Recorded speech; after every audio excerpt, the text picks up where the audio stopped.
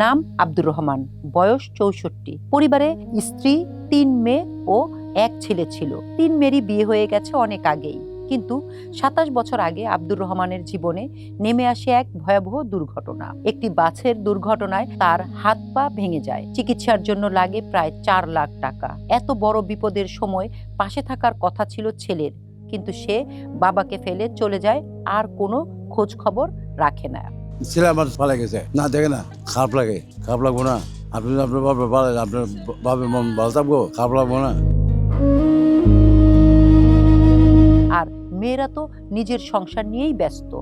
আজ ৬৪ বছর বয়সে ভাঙা হাত পায় আর দীর্ঘদিনের কষ্ট নিয়ে আব্দুর রহমান জীবনের প্রয়োজনে রাস্তায় চা বিক্রি করেন। তাকে জিজ্ঞাসা করেছিলাম, এই বয়সে এত কষ্ট করেন কেন?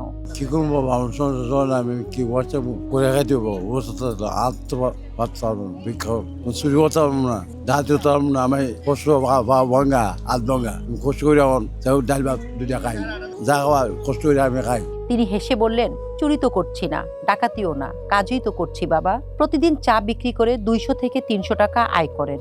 এই টাকা তার সংসার চলে না। চিকিৎসার কথা তো দূরেই।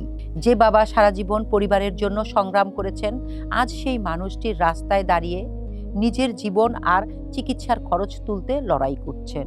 তাকে জিয়া উদ্যানেই পাবেন। আপনি যদি তাকে সাহায্য করতে চান, তাহলে নিজে গিয়েই সাহায্য করতে পারেন।